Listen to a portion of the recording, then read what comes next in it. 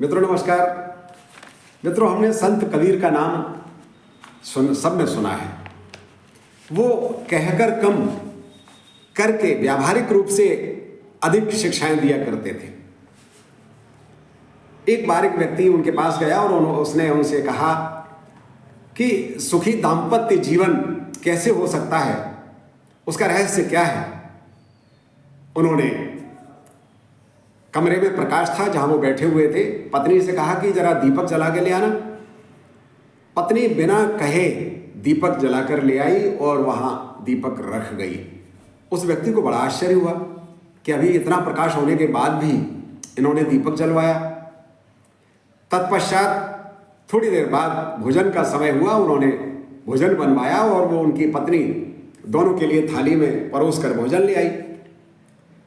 थोड़ी देर बाद फिर लौटी और उसने कहा कि क्यों जी, भोजन में कोई कमी तो नहीं है, सब ठीक है। तो कबीर ने कहा कि बहुत स्वादिष्ट भोजन बना है और धन्यवाद दिया।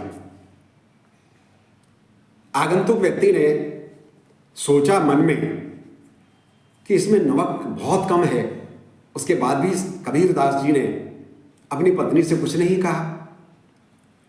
बाद में उसने प्रश्न किया भोजन के उपरांत कि इतना प्रकाश होने के बाद भी आपने दीपक जलवाया और भोजन में नमक बहुत कम था, तत्पश्चात भी आपने नमक नहीं मंगवाया। तो संत कबीर मुस्कुराए और उन्होंने कहा कि यही तो सुखी और सफल दाम्पत्य जीवन का रहस्य, यही गृहस्थ तपोवन है।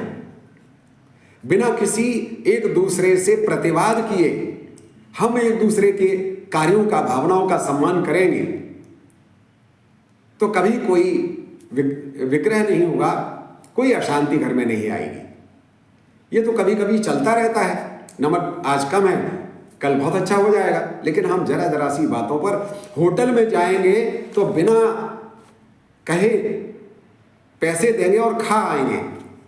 और घर में जहां आत्मीयता के साथ भोजन कराया जाता है, यदि कोई त्रुटि कभी हो जाती है तो हम आग बबूला हो जाते हैं, तो घर में सुख शांति कैसे रह सकती है। हम एक दूसरे के लिए समर्पित हैं। ये तो सब त्रुटि कभी कभार हो जाती है। तो उन्होंने यही कहा कि गृहस्थ जीवन को सुख और शांति से भरने का यही रहस्य है।